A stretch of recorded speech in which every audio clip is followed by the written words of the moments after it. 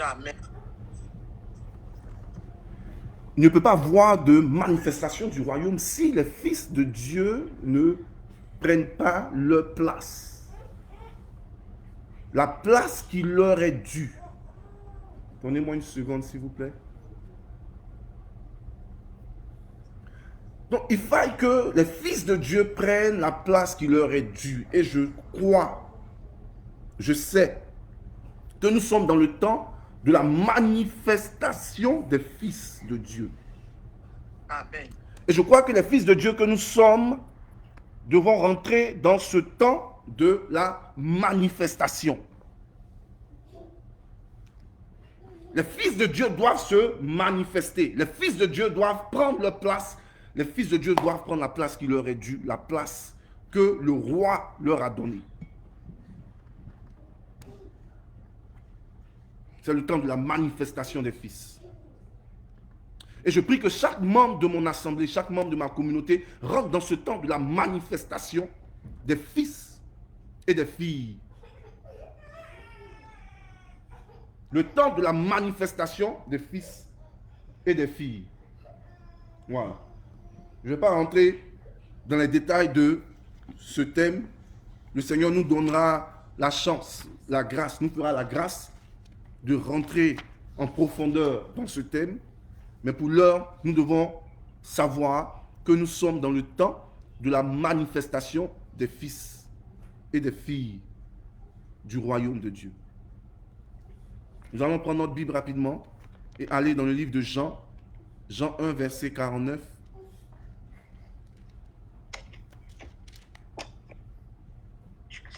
Je fais la lecture rapidement. Jean 1, verset 49.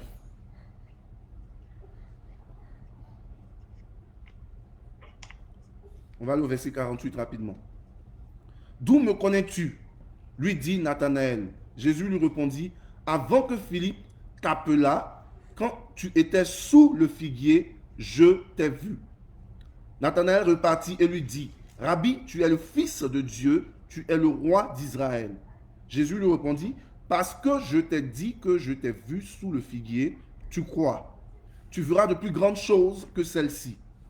Et il lui dit, en vérité, vous verrez désormais le ciel ouvert et les anges de Dieu monter et descendre sur le Fils de l'homme.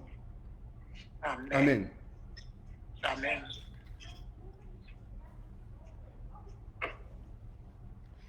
Comme je disais, la servante de Dieu qui a dirigé le culte tout à l'heure a été très inspirée. Vous comprendrez pourquoi je suis en train de dire elle a été inspirée en dirigeant le culte. Déjà, quand elle était en train de diriger, quand elle était en train de prier, je voyais un trône, un grand trône qui était sur la terre. Et je voyais les pieds, je voyais des pieds. Je ne voyais pas tout le corps, mais je voyais comme des pieds géants. C'était un trône géant, mais je voyais comme des pieds géants qui étaient comme si quelqu'un était assis sur son trône, mais je ne voyais pas, c'était à partir des hanches jusqu'aux pieds. Je ne voyais pas la tête et autres. Les hanches jusqu'aux pieds qui touchaient la terre. Et le Seigneur était en train de me dire que lorsque la divinité rencontre l'humanité, l'humanité doit capituler. Lorsque la royauté rencontre l'humanité, l'humanité ne peut que capituler. Et pendant que j'étais en train de recevoir ce message, c'est là qu'elle a commencé à chanter le chant qui dit « Jésus est roi, rendons-lui la gloire, devant le roi des rois, nous sommes prosternés. » Et lorsque nous rentrons dans la présence du Seigneur, nous devons comprendre que nous devons jeter notre couronne à ses pieds. Tout comme la prostituée qui a jeté sa gloire, tout comme la prostituée qui a jeté sa réputation. Lorsque tu arrives dans la présence de Dieu, ta réputation n'existe plus, ta gloire n'existe plus, toutes ces choses disparaissent. Ta possession, ce que tu possèdes, ce que tu es ou ce que tu as n'existe plus parce que tu es dans la présence de sa majesté, sa seigneurie te fait capituler.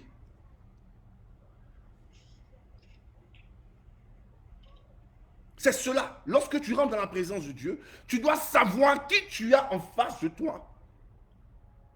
Tu dois savoir que tu as en face de toi le roi des rois et le seigneur des seigneurs.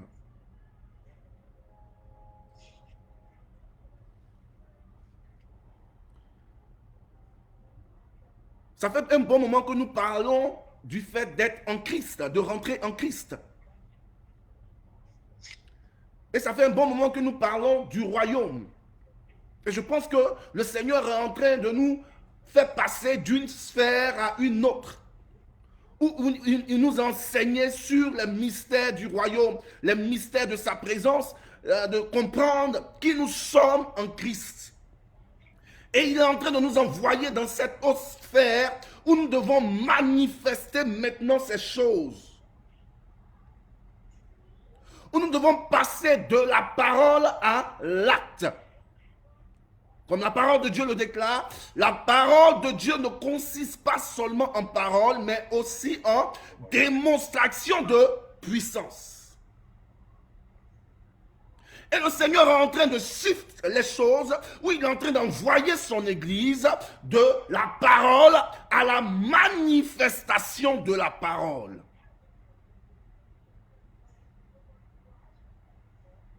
Restons toujours dans le domaine du royaume et parlons de quelques principes du royaume.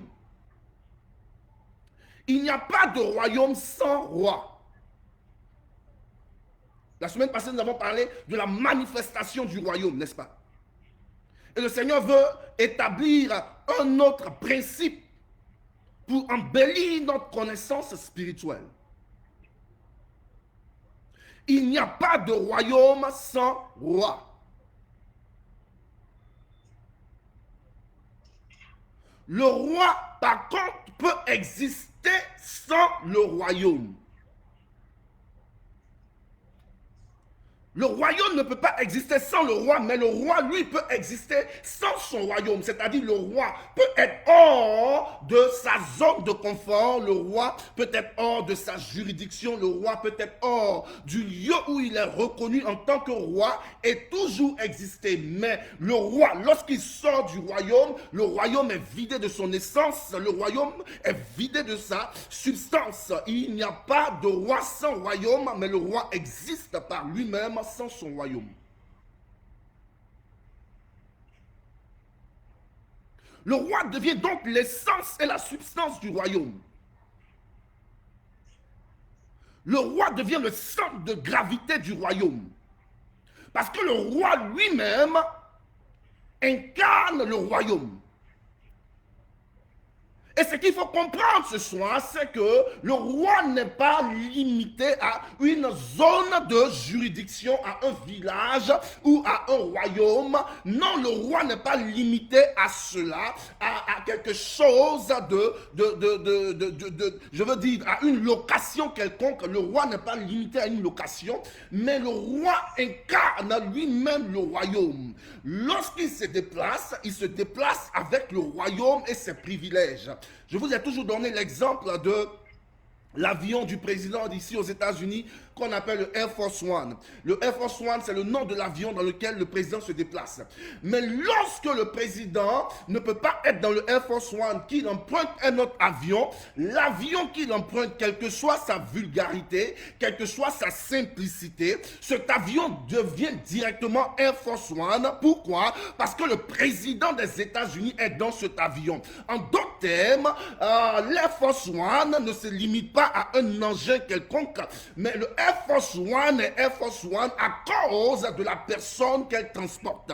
En d'autres termes, le président, quel que soit le lieu ou l'avion dans lequel il se trouve, cet avion devient directement un avion spécial à cause du fait qu'il est dans cet avion. Tout comme le roi qui se déplace et qui arrive à quelque part, ce lieu devient directement un lieu spécial parce que les pieds d'un roi ont foulé ce lieu. Amen. Il n'y a pas de manifestation du royaume sans reconnaissance du roi.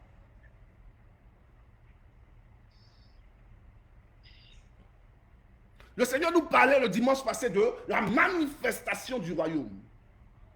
Mais ce soir, il est en train de te dire que le royaume ne peut se manifester que si tu reconnais le roi qui gouverne le royaume.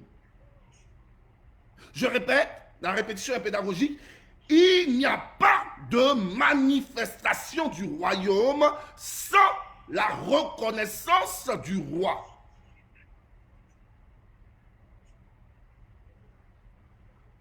Le problème de l'Église universelle, le problème du chrétien en particulier, est que le chrétien veut jouir des privilèges du royaume sans reconnaître le roi qui gouverne le royaume. Nous voulons avoir les bénédictions, les privilèges, les choses positives, les belles choses qui englobent le royaume, ou bien les choses dont le citoyen du royaume jouit sans pour autant reconnaître le roi qui règne sur ce royaume ou le roi qui gouverne ce royaume. Reconnaître le roi, c'est avoir en sa disposition toutes les ressources du royaume. Est-ce que nous suivons la chose? Amen. En d'autres termes, le royaume n'est pas seulement rentrer quelque part et jouir des bénédictions de cette juridiction. Non, le royaume incarne une personne, comme on le disait, le roi est la substance et l'essence même du royaume. Et tu ne peux avoir accès aux privilèges du royaume que si et seulement si tu ne regardes qu'au roi, parce que le roi incarne le royaume. On voit cela dans Luc 15, verset 31, quand le fils prodigue revient et que son père, son frère plutôt est en train de se plaindre, mais tu donnes tout à mon fils, tu lui fais une fête, alors qu'il allait gaspiller l'héritage et qu'il revient les bras vides. Et que ce qui m'importe ce soir, c'est ce que le Père dit. Et à partir de ce message que le Seigneur m'a révélé, je vous dis que je ne veux plus parler du fils prodigue. Je ne veux même pas qu'on m'appelle le fils prodigue. Parce que tu es fils prodigue, parce que tu as quitté la présence de ton Père. Parce qu'on t'appelle fils prodigue, parce que tu as été un pécheur et que tu reviens dans la maison de ton Père. Il n'y a aucune gloire en cela. Il n'y a aucun honneur en cela que de t'appeler fils prodigue. Tu t'appelles fils prodigue parce qu'il y a un antécédent. L'antécédent est que tu es sorti du royaume et que tu as mangé avec les porcs et que tu as dilapidé ton héritage et tu es arrivé maintenant au fait que tu dois retourner au royaume. Et parce que tu retournes au royaume, on t'appelle fils prodigue. Je ne veux donc pas avoir cette appellation sur mon épaule comme si cela était une gloire. Aujourd'hui, le chrétien dit je suis fils prodigue, je suis fils prodigue. Ce n'est pas une gloire. Il n'y a pas de gloire en cela. La véritable gloire, c'est d'être avec le Père et de ne jamais quitter le Père. Le Père a glorifié le premier fils en lui disant quelque chose de spécial. Le Père glorifie le premier fils et lui dit que tu es toujours avec moi et que tout ce que j'ai t'appartient. C'est une glorification exceptionnelle. En d'autres termes, la véritable version hébraïque nous dit tout ce que je suis. En d'autres termes, en l'occurrence, l'essence et la substance de ma personne t'appartient aussi. Donc, être dans le royaume et reconnaître le roi qui règne sur le royaume, c'est de jouir pas des privilèges, mais du roi lui-même, c'est-à-dire de la source des privilèges. Parce que si tu n'as pas le roi, tu n'as pas les privilèges. Si tu n'as pas le roi, tu ne jouis pas des privilèges qui incombent le royaume. C'est parce que tu reconnais le roi du royaume que tu peux avoir accès aux privilèges. Sans la source, il n'y a pas de ressources. C'est parce que la source existe que la ressource existe. Et tu ne peux avoir accès à la ressource que si tu reconnais la source.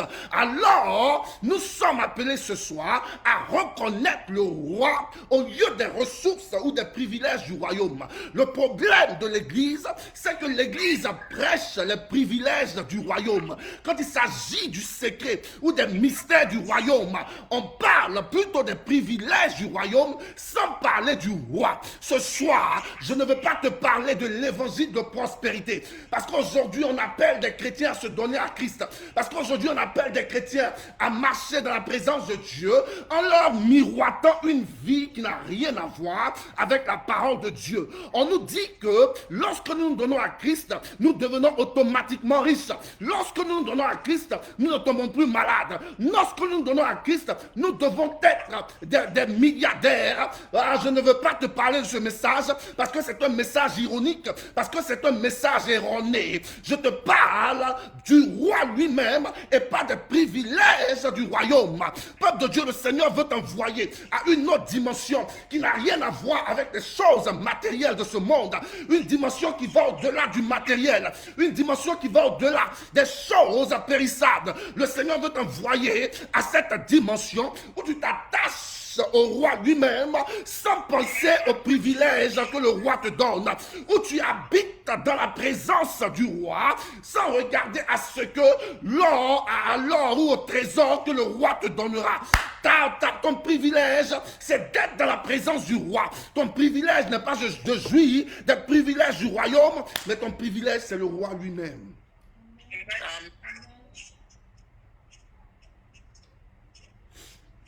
Jean 1, verset 49 nous révèle quelque chose de puissant, une clé exceptionnelle. Jean 1, verset 49 nous dit que la manifestation du royaume dépend de deux choses.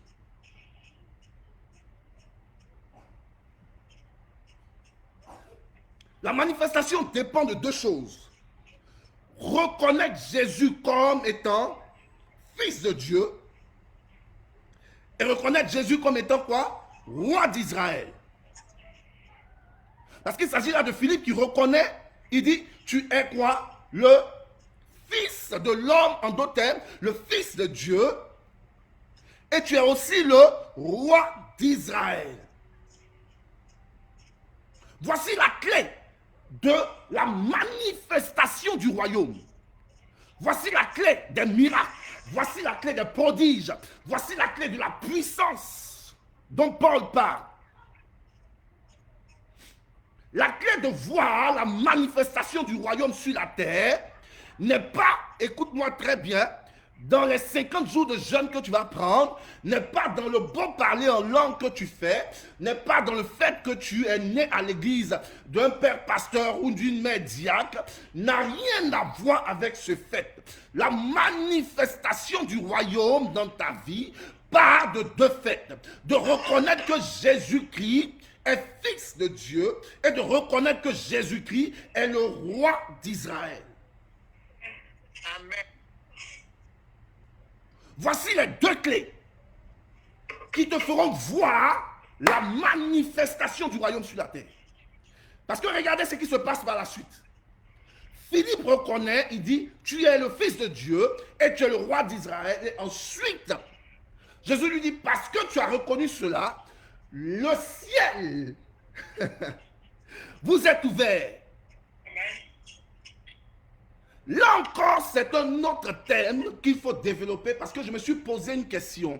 Si c'est Philippe seul qui reconnaît que Jésus-Christ est roi d'Israël et Fils de Dieu, pourquoi Jésus, au lieu de lui répondre, Philippe, parce que tu as répondu cela, est-ce que c'est Philippe, c'est Nathanaël, je me trompe. Excusez-moi, Nathanaël, parce que tu as reconnu cela, toi seul, le ciel s'ouvre et tu verras les anges monter et descendre. Mais Nathanaël reconnaît ces deux choses. Et le royaume, au lieu de se manifester à Nathanaël seulement, le royaume se manifeste à tous ceux qui sont autour de Nathanaël. En d'autres termes, Jésus lui dit, vous allez voir les anges descendre et monter. Ce qui me fait dire une chose. Tu as en toi la capacité d'ouvrir les portes du royaume pour d'autres personnes. Jésus lui-même parlait à qui? Aux pharisiens, et il leur a dit quoi? Vous connaissez les mystères du royaume. Vous avez les clés du royaume. Je paraphrase, hein, mais vous ne les faites pas les savoir ou vous ne les révélez pas à d'autres personnes. En d'autres termes, parce que tu as cette reconnaissance, tu reconnais automatiquement que Dieu, Jésus-Christ est roi d'Israël et qu'il est le Fils de Dieu. Le royaume peut se manifester non seulement sur toi, mais sur toute ta famille, sur ton église, sur tous ceux qui t'entourent. C'est quelque chose d'exceptionnel ce soir, peuple de Dieu. Parce que ce soir, le Seigneur dépose dans tes mains la clé de la manifestation du royaume, non seulement pour toi, mais pour toute ta famille, pour tous ceux que tu aimes. Amen. Donc là, Nathanaël, je reviens là, c'était une guillemets. Je reviens maintenant au point focal. Nathanaël reconnaît ces deux points. Jésus-Christ, Fils de Dieu, Jésus-Christ, Roi d'Israël. Mais la question revient maintenant à se poser. Jésus peut manifester le royaume parce qu'il est Dieu en même temps. Dieu peut manifester son royaume sur la terre en un claquement de doigts. Mais ma question est de savoir pourquoi il faut reconnaître d'abord ces deux états de fait avant que le royaume soit manifeste. Avant qu'on ne voie les anges monter et descendre, avant que le ciel ne s'ouvre sur notre tête, il faut reconnaître d'abord ces deux états de fait. Mais pourquoi? On peut aller directement à la manifestation du royaume, mais on doit passer par la reconnaissance. Et le Seigneur te dit ce soir, il n'y a pas de manifestation du royaume sans la reconnaissance de Jésus-Christ comme étant Fils de Dieu et Roi d'Israël. Il faut inéluctablement passer par ces deux choses avant de rentrer dans la manifestation du royaume. Mais la question est de pourquoi forcément reconnaître avant de manifester le royaume. Il reconnaît Jésus-Christ, Fils de Dieu. Quelque chose qui a un impact terrible. Quelque chose qui dénote d'une implication extraordinaire. Parce que le monde ne reconnaît pas Jésus-Christ comme étant Fils de Dieu. L'un des combats des musulmans contre les chrétiens est que Dieu ne peut pas avoir un fils. Et donc Jésus-Christ n'est pas le Fils de Dieu. C'est ce que les musulmans crient haut et fort. J'ai passé par un groupe de délivrance où lorsque j'étais en train de prier pour quelqu'un, pour des gens, et les démons se manifestaient, on combattait par la grâce de Dieu, on priait par la grâce de Dieu. Et quand on faisait régner le chaos, faisait régner l'ordre dans la vie de cette personne, l'un des signes qui montrait que cette personne était revenue à elle-même, que cette personne avait regagné ses esprits, que cette personne était libre, délivrée de toute captivité, c'était de faire prononcer à cette personne « Jésus-Christ est Fils de Dieu ». Le démon qui avait possession de ce corps n'allait jamais reconnaître. Et je vous parle d'un fait, je ne suis pas en train de parler d'une histoire qu'on me raconte, je l'ai vécu personnellement. Le démon ne va jamais reconnaître, il va t'insulter, il va t'injurier, il va te combattre, il va violenter le corps dans lequel il habite. Juste pour ne pas sortir ce bout de phrase, Jésus-Christ, Fils de Dieu. Donc reconnaître que Jésus-Christ est Fils de Dieu est une grande implication dans le monde spirituel. Ce n'est pas quelque chose à prendre à la légère, peuple de Dieu. Ce n'est pas quelque chose avec lequel il faut s'amuser. Parce que tu es en train de reconnaître par ricochet beaucoup d'autres choses.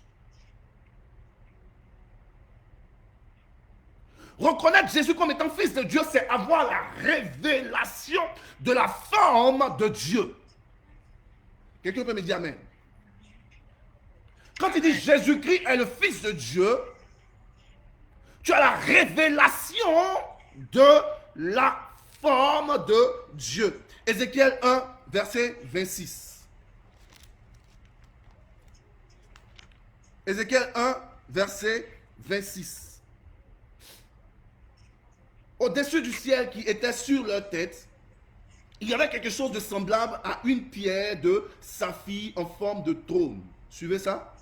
Et sur forme de trône apparaissait comme une figure d'homme placée dessus en haut. C'est bizarre.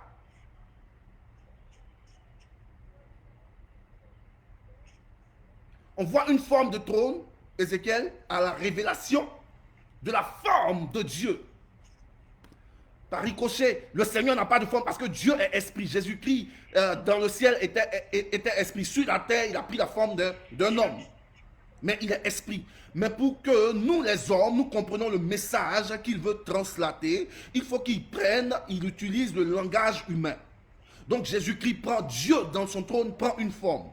Donc Ézéchiel, pour que Ézéchiel comprenne, le Seigneur se révèle à Ézéchiel en une forme d'homme. En d'autres termes, Ézéchiel voit un trône et au-dessus du trône, Ézéchiel voit comme une face, un visage d'homme sur le trône.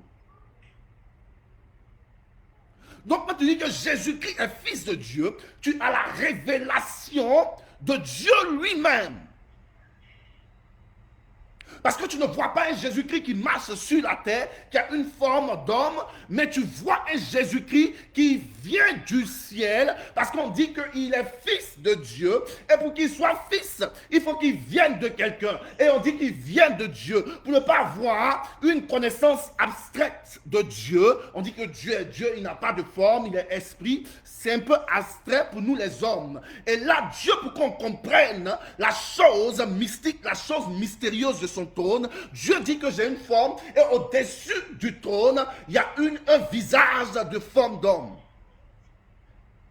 Et Jésus-Christ vient de Dieu parce qu'il est fils de Dieu. Donc quand tu dis que Jésus-Christ est fils de Dieu, tu as la révélation de Dieu parce que par Jésus-Christ, tu vois Dieu. Est-ce que nous suivons la chose? Amen. Regardons Ésaïe 6, verset 1 rapidement. Ésaïe 6, verset 1 nous dit quoi?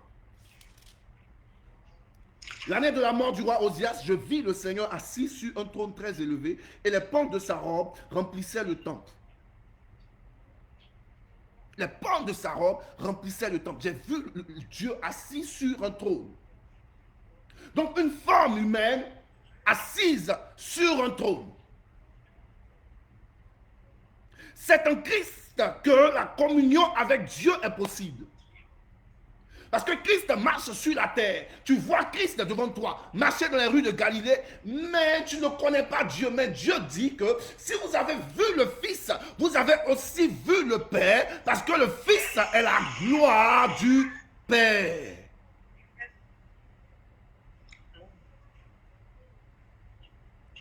Donc c'est en Christ, parce que nous reconnaissons qu'il est le Fils de Dieu, nous reconnaissons par ricochet que Dieu est Dieu et que Dieu existe et que Dieu est assis sur son trône comme Ézéchiel et Ésaïe l'ont vu. Amen. Donc la communion avec Dieu, tu ne peux que passer par Dieu que par le Christ. Il y a un seul chemin, il y a un seul médiateur entre Dieu et les hommes, Jésus-Christ, homme. Donc tu ne peux atteindre Dieu qu'en passant par le Fils. Et tu atteins Dieu en reconnaissant que son Fils est de lui, en reconnaissant que Jésus-Christ est Fils de Dieu. Et en reconnaissant que Jésus-Christ est Fils de Dieu, tu établis la communication entre le ciel et la terre. Amen. Est-ce que nous voyons l'implication de ce que cela a? De reconnaître seulement que Jésus-Christ est Dieu. Il est le Fils de Dieu. Ce n'est pas un jeu. Ce n'est pas dire ma femme est belle, mes enfants mes filles sont belles. Ce n'est pas de dire que mon frère est bien habillé. Non, c'est une implication extraordinaire. Parce qu'en reconnaissant que Jésus-Christ est Fils de Dieu, tu es en train de passer par Jésus-Christ pour arriver à Dieu. Tu communies avec Dieu par Jésus-Christ de Nazareth. Raison pour laquelle la parole de Dieu nous déclare quoi? Soyez réconciliés avec Dieu par Jésus-Christ. Il devient le point de contact. Et non seulement tu communies avec Dieu en reconnaissant que Jésus-Christ est Dieu, mais tu crées en même temps une connexion entre le ciel et la terre. Jésus lui-même, avant de faire un miracle, lève les yeux vers le ciel et il crie « Ephrata », ce qui veut dire « ciel, ouvre-toi ». Jésus-Christ est le point de contact entre le ciel et la terre.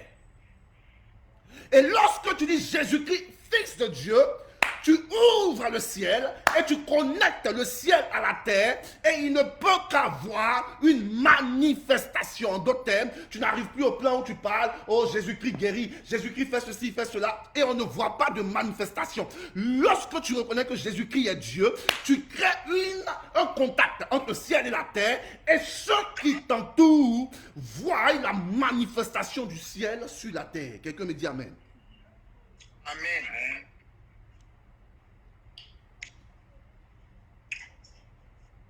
Reconnaître Jésus comme étant fils de Dieu, c'est faire descendre le royaume sur la terre. Quand tu dis Jésus-Christ est fils de Dieu, suivez la chose, je suis en train de vous envoyer quelque part, tu fais descendre le royaume sur la terre. Parce que le roi est sur la terre. Tu ne reconnais plus Jésus comme étant un homme, comme toi et moi, mais tu le reconnais comme étant le roi des rois. Jésus-Christ est fils de Dieu. Et s'il est fils de Dieu, c'est qu'il est Dieu lui-même. La deuxième personne de la Trinité.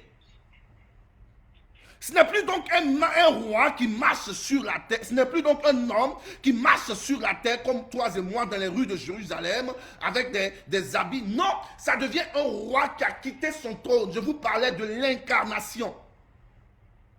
Un roi qui prend une forme humaine, une déité, qui prend une forme humaine pour marcher sur la terre. Ça devient donc le roi des rois, le Dieu tout-puissant qui est en train de marcher sur la terre. Suivez la chose, parce que le roi a quitté sa juridiction céleste, sa juridiction angélique, sa juridiction royale et descend sur la terre. Le royaume l'accompagne. Je vous parlais du roi qui arrive dans un lieu. Je vous parlais du président des États-Unis qui rentre dans un avion et cet avion change d'appellation. Cet avion devient un Air Force One. Parce que le roi quittait son trône et qui descend sur la terre change d'appellation. La terre n'est plus la terre devient maintenant le royaume. Parce qu'il y a un roi qui a foulé la terre, parce qu'il y a un roi qui a foulé le seuil de ta maison, parce qu'il y a un roi qui a foulé ta chambre. Ce n'est plus ta chambre, ça devient maintenant le royaume de Dieu.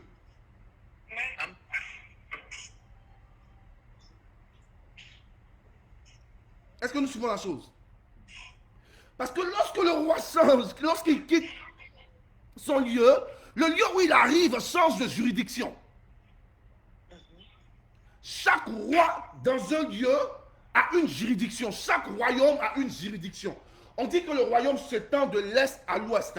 Ou bien le royaume de Daniel s'étend de Ganoa à Issia, par exemple. C'est-à-dire Daniel, qui est le roi dans cette juridiction, ne peut pas aller au-delà de Ganoa ou ne peut pas aller au-delà d'Issia. Sa juridiction s'arrête entre Ganoa et Issia. Mais le roi dont je te parle est le roi de toute la terre. Parce qu'il a quitté le ciel avec sa royauté. Il s'est emballé en homme et a marché sur la terre, mais il n'était pas seulement comme, il était aussi roi. Et quand tu dis que Jésus-Christ est fils de Dieu, tu reconnais que le royaume est en train de marcher sur la terre. Jésus-Christ meurt et il devient maintenant le Saint-Esprit pour qu'il y ait accès à toi. Donc quand l'Esprit entre en toi, qu'est-ce qui se passe? La juridiction change d'appellation. Tu n'es plus une âme déchue, tu n'es plus une personne déchue, tu es maintenant une enveloppe du royaume. Alléluia. Parce que le roi est en toi et il est arrivé avec sa juridiction qui est le royaume. Est-ce que quelqu'un peut me dire un amen puissant? Amen. C'est cela l'implication que ça. Lorsque tu dis Jésus-Christ, fils de Dieu, lorsque les malades dans la Bible crient Jésus, fils de David, lorsque les pierres disent je reconnais que tu es fils de... Ils savent ce qu'ils font. Ils sont sont en train de se connecter eux-mêmes à Dieu, de créer une communion entre eux et Dieu, mais en même temps, ils sont en train de connecter le ciel à la terre, parce que Jésus-Christ est comme le point de contact. Et lorsque tu reconnais qu'il est fils de Dieu, tu connectes le ciel à la terre. Raison pour laquelle plus tard, Jésus dit aux gens que vous allez voir les anges monter et descendre, parce qu'il y a une personne qui a connecté le ciel à la terre en reconnaissant que Jésus-Christ était fils de Dieu. Et quand Jésus-Christ a arrêté la tête vers le ciel et les pieds sur la terre, Jésus-Christ connecte le ciel à la terre. Raison pour laquelle Jacob voit une échelle et il voit les anges descendre et monter du ciel à la terre. Cette échelle n'était pas un objet ordinaire, mais cette échelle était le Christ lui-même qui connectait le ciel à la terre. Vous verrez les anges monter et descendre, vous verrez des choses plus grandes, vous verrez la manifestation du royaume sur la terre. En d'autres termes, vous verrez le ciel se manifester sur la terre. Les choses mystiques qui se passent dans le ciel. Les choses mystérieuses. La gloire du ciel. La gloire d'Éden. Les anges. Les chérubins. Les séraphins. Les 24 vieillards. La louange dans le ciel. Tout ce qui se passe dans le ciel se passera aussi sur la terre. Que ton règne vienne. Que ton règne vienne. C'est ce que cela signifie. Ce ne sont pas des phrases normales. Nous pensons que la Bible est composée de phrases normales. La Bible est la parole de Dieu, inspirée de Dieu. Que ton règne vienne. Ça veut dire que tu connectes le ciel à la terre. Et parce que tu reconnais, tu n'as pas fait 20 jours de jeûne, tu n'as pas fait des années de prière, juste reconnaître qu'il est le Fils de Dieu.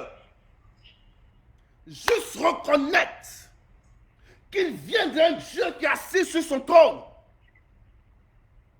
Des choses qui se passeraient dans le ciel se passeront aussi sur la terre. Que ton règne vienne.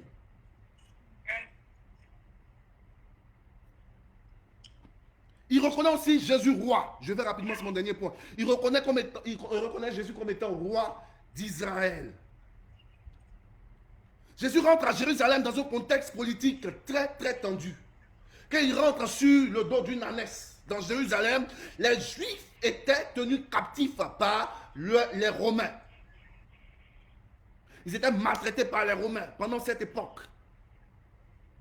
Et les Juifs attendaient un roi.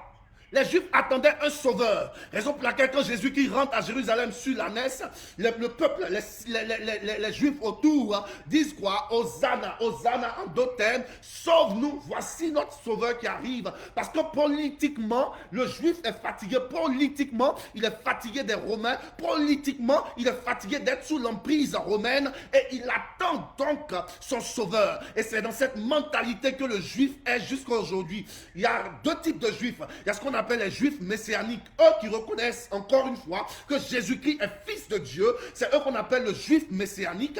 Et il y a certains autres Juifs qui sont restés carrés dans leur tête parce qu'ils attendent que leur sauveur arrive sur un cheval blanc avec une armée puissante pour les délivrer de l'esclavage, pour les délivrer de la guerre et autres. Donc ils attendent toujours, ils sont toujours dans cette mentalité archaïque alors que le Fils est déjà arrivé. Et nous autres, nous disons Hosanna en d'autres termes, le Jésus-Christ qui est fils de Dieu, qui est monté sur le dos d'une ânesse, est arrivé pour nous sauver.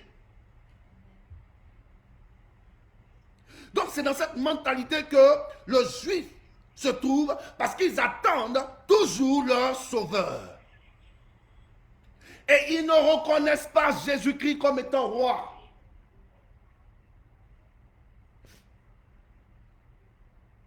Ils ne reconnaissent pas Jésus-Christ comme étant roi. Raison pour laquelle Nathanaël dit, tu es le Fils de Dieu et tu es le roi d'Israël. Parce que je me suis posé la question, c'était des phrases banales pour moi, jusqu'à ce que j'entre en profondeur et jusqu'à ce que le Seigneur m'ouvre les yeux sur ces choses. Parce qu'il a prononcé seulement deux bouts de phrases. Le ciel s'ouvre et il va voir les anges monter et descendre. Ce qui me dit qu'il va voir la manifestation du ciel sur la terre juste parce qu'il a prononcé une phrase. Mais cela n'était pas juste une phrase, cela était profond. Jésus-Christ, tu es le roi d'Israël. Il rentre donc sur le dos d'une ânesse pour leur montrer que non, je ne viendrai pas avec une armée pour vous délivrer. Pourquoi? Parce que mon royaume n'est pas de ce monde. Et il a dit cela, n'est-ce pas? Jésus leur a dit, mon royaume n'est pas de ce monde.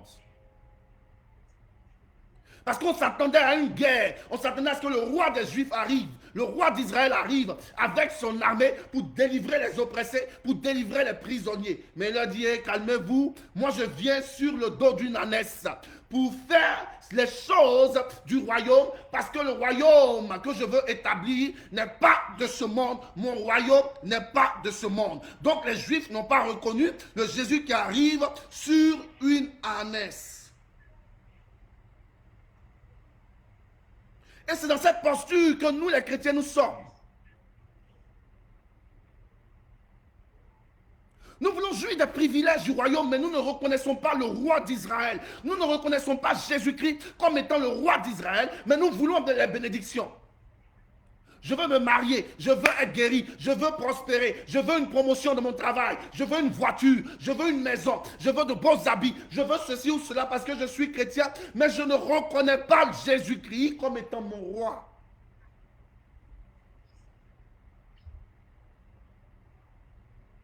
C'est dans cette posture que les Israélites étaient, les Juifs étaient.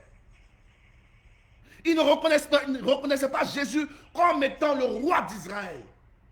Et malheureusement, nous les chrétiens, nous suivons la posture des Juifs en ne reconnaissant pas le roi d'Israël sur notre vie. Mais regarde quelque chose. En reconnaissant que Jésus-Christ est roi d'Israël sur ta vie, tu reconnais que ta vie est régie par les lois du ciel.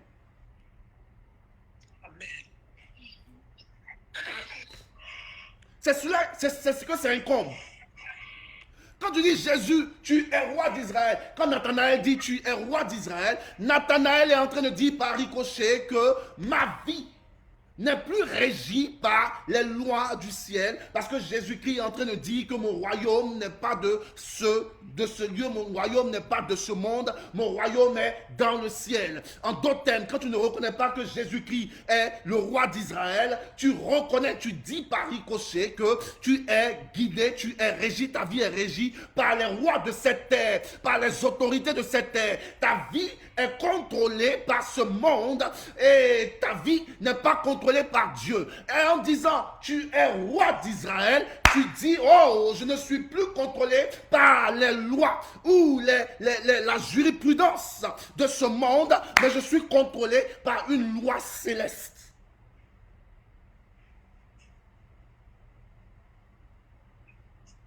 Est-ce que nous suivons la chose? Lorsque tu dis Jésus-Christ est roi d'Israël, tu t'exclus. Tu te téléportes dans un autre royaume. Je sais de quoi je parle. J'ai utilisé un mot mystérieux pour lequel peut-être on va me lapider. Tu te téléportes, je répète. Lorsque tu dis Jésus-Christ est roi d'Israël, tu te téléportes dans un autre royaume. En d'autres termes, tu marches sur la terre, tu respectes le feu rouge, parce qu'on dit de s'arrêter au feu rouge, tu ne voles pas, tu ne tues pas, sinon tu vas aller en prison, mais ton esprit est régi par les lois du royaume céleste. Amen.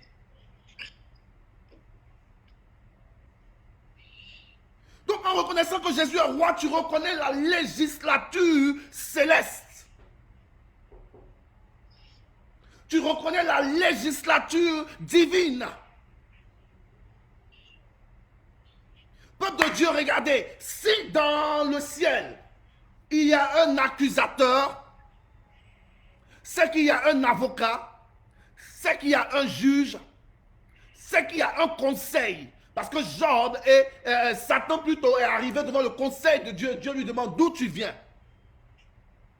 La parole de Dieu me parle d'un avocat, Jésus-Christ qui est l'avocat. La parole de Dieu me parle de Satan qui est aussi appelé l'accusateur. La parole de Dieu appelle Dieu juge parce qu'on dit le jugement dernier. C'est qu'il y a un juge. C'est qu'il y a une jurisprudence céleste. C'est qu'il y a une justice céleste.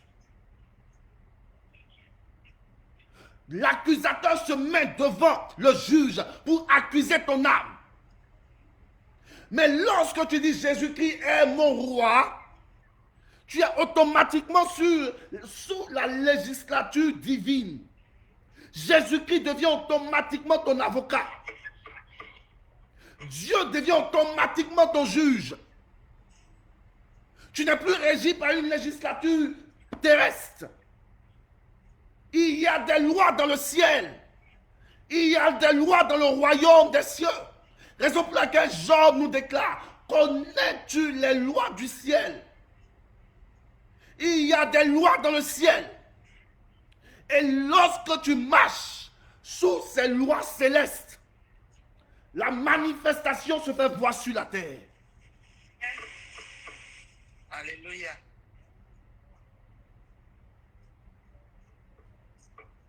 Lorsque le diable se lève contre toi pour t'accuser pendant les heures noires de la nuit, lorsque la maladie t'oppresse, tu dois rappeler à tes ennemis, le diable, la maladie, le monde et le péché, que tu n'es plus sous la loi de la terre, parce que Jésus-Christ est ton roi, et tu reconnais Jésus-Christ comme ton juge. Tu évolues maintenant sous une juridiction céleste et divine.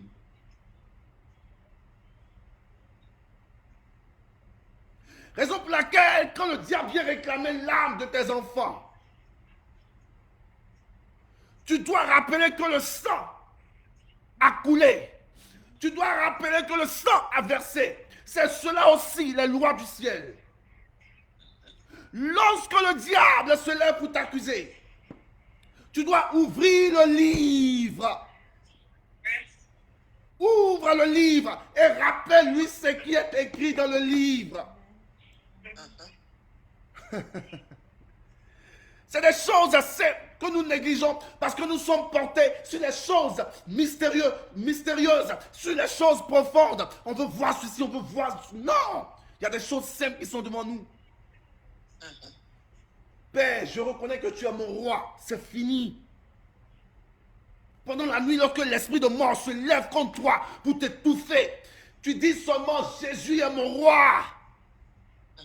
Quand les épreuves se mettent devant toi, tu dis aux épreuves, tu rappelles aux épreuves, hey, je ne suis plus régi par la juridiction de cette terre. J'ai un roi, mais qui n'est pas sur cette terre, qui est dans le ciel. Alors, je suis citoyen du ciel. Je ne marche plus donc selon les lois de la terre. Amen. Je vais vers la fin. L'homme était supposé régner sur la terre, n'est-ce pas? L'homme était supposé régner sur la terre. Dieu donne quelque chose de précieux à l'homme. Il dit, assujettis la terre et domine-la. En d'autres termes, je vais te choquer, l'homme est le roi de la terre. Raison pour laquelle on appelle Dieu le roi des rois. Raison pour laquelle dans le ciel, il y a 24 vieillards qui jettent leur couronne aux pieds de Dieu. Raison pour laquelle Jésus-Christ est appelé le Seigneur des Seigneurs. Parce que, écoutez la chose, chaque monde a son roi, chaque monde a ses seigneurs. Alléluia. Je vais vous parler de quelque chose. Quand on dit par exemple à Daniel, dès le premier jour, tes sujets étaient exaucés, mais tu as eu la réalisation le 23e jour. Pourquoi? Parce que le prince de Perse, qui est un monde spirituel, qui est le monde des airs, a bloqué la prière de Daniel dans ce monde intermédiaire qui est le monde des airs. La parole de Dieu appelle Satan le prince de quoi? Des airs.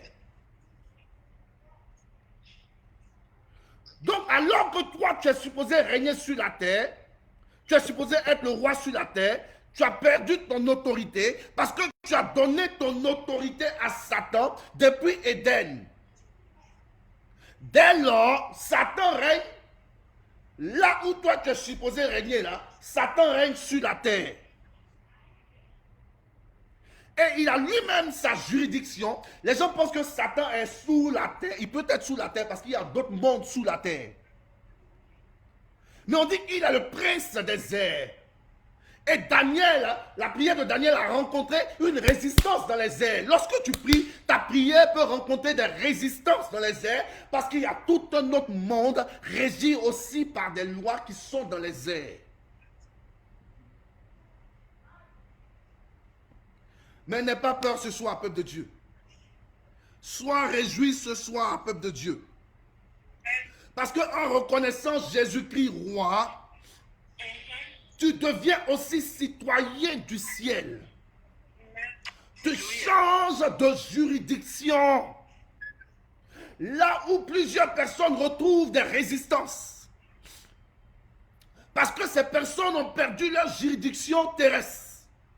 Parce qu'il y a une juridiction dans le ciel qui gouverne la juridiction terrestre. Ces personnes retrouvent des résistances à chaque fois. Mais lorsque tu commenceras à prier à compter de ce soir, tu ne prieras plus pendant des jours, pendant des mois, pendant des années, parce que tu connais les clés pour ouvrir le royaume. Parce que tu connais les clés pour ouvrir le ciel. Tu commences ta prière par notre Père qui est aux cieux. Que ton nom soit sanctifié. Que ton règne vienne. Amen. Et tu dis par ricochet, Jésus-Christ est fils de Dieu et Jésus-Christ est roi d'Israël. Amen. Je pense que quelqu'un est réjoui ce soir comme moi je suis réjoui. J'ai même la chair de poule. L'Esprit de Dieu est en train de remuer mon esprit pendant que je parle. Parce que ce sont des clés exceptionnelles que le Seigneur est en train de nous donner, peuple de Dieu. Lorsque tu vois une situation bizarre qui se passe dans la vie de ta femme, dans la vie de tes enfants, dans la vie de ton mari, tu dis, hey! Tu changes automatiquement de juridiction. Parce que lorsque tu es contrôlé par la juridiction terrestre, tu es impacté par les choses de la terre. Oh, mon mari m'a dit ça, ça t'impacte. Oh, ma femme m'a dit ça, ça t'impacte. Oh, mon boss a dit qu'on va me renvoyer, ça t'impacte. Tu trembles. Mais lorsque tu es dans une autre sphère, et je te parle d'être téléporté dans une sphère autre que la sphère où le diable règne. Tu es téléporté dans la sphère du royaume. Parce que tu reconnais que Jésus-Christ est fils de Dieu et qu'il est le roi. Par d'autres termes, tu te mets dans ta chambre et tu pries. Les choses autour de toi changent. Ta chambre ne devient plus ta chambre. Ta voiture ne devient plus ta voiture. Parce que tu es téléporté dans un autre monde. Philippe était téléporté dans un autre monde. Nathanaël a vu les anges monter et descendre du ciel. Jacob l'a aussi vu. Les Moïse ont été téléportés dans un autre monde. Élie lui-même, il n'a pas connu la mort. Il a été enlevé. Enoch n'a pas connu la mort.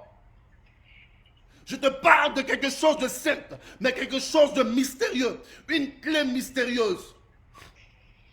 Reconnais Jésus-Christ comme étant le Fils de Dieu et comme étant le roi d'Israël. Et ta vie changera. Ta vie prendra une autre tournure. Parce que tu ne seras plus fils de cette terre. La parole de Dieu nous dit que tu es dans le monde, mais tu n'es pas du monde.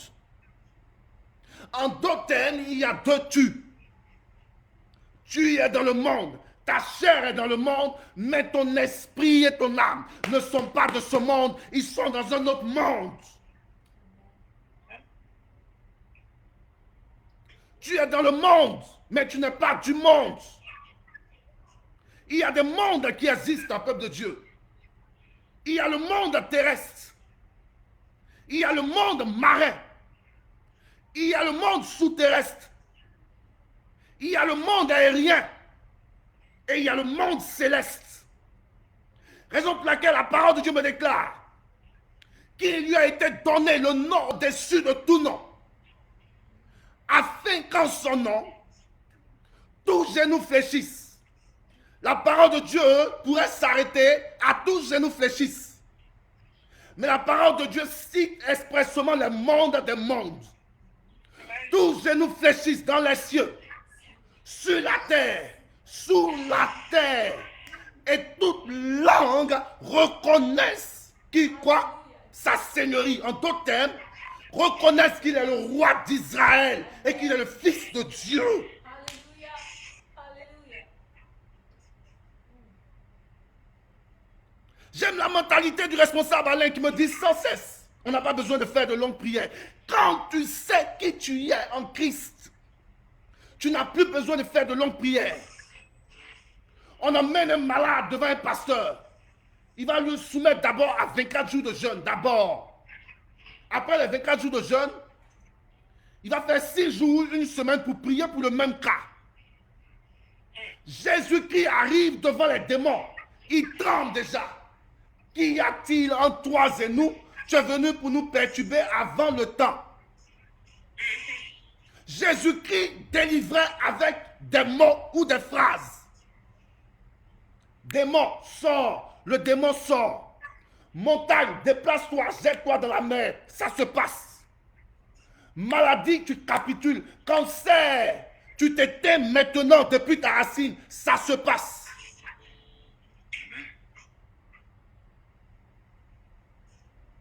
Ils ont demandé à Moïse de taper le rocher une fois. Il a tapé le rocher 2 fois. Cela part du chrétien d'aujourd'hui, de l'effort que nous mettons en voulant aider Dieu. Mais lorsque tu sais qui tu es en Christ et que tu as les clés pour ouvrir le royaume, tu ne fais plus de prière, des heures de jeûne de prière. C'est bon. Mais je suis en train de te dire, je sais qui je suis en Christ. Et dès lors, lorsque je prie et que je dis, mon Père qui est dans les cieux, que ton nom soit sanctifié et que ton règne arrive sur la terre, je reconnais qu'il est fils de Dieu et je reconnais qu'il est le roi de la terre, le roi d'Israël. Dès lors, le royaume se manifeste. Parce qu'après que Nathanaël ait reconnu ces 2 faits, il y a eu manifestation du ciel sur la terre. Alléluia. C'est de ça que je suis en train de parler ce soir, peuple de Dieu. 2 phrases. Et ensuite, manifestation. 2 phrases. Pas des moindres. Et il y a eu manifestation. Jésus-Christ, fils de Dieu. Jésus-Christ, roi d'Israël. Que Dieu nous bénisse. Prions tous ensemble afin que nous reconnaissions la majesté et la seigneurie de notre Dieu. Il lui a été donné le nom au-dessus de tout nom, afin qu'en son nom tout genou fléchisse dans les cieux, sur la terre, sous la terre, et que toute langue reconnaisse qu'il est Seigneur. Tu dois reconnaître non seulement toi, mais ta famille, tous ceux qui t'entourent. La création elle-même attend avec impatience la manifestation des fils de Dieu. La manifestation des fils de Dieu. Il faut que les fils de Dieu prennent leur place en reconnaissant que Jésus-Christ est Dieu et qu'il est le roi d'Israël, afin qu'il y ait manifestation sur la création et afin que la création accouche de tes bénédictions. Et levons nos voix et prions notre Dieu tous ensemble. Prions notre Dieu, crions à Dieu afin que nous reconnaissions qu'il est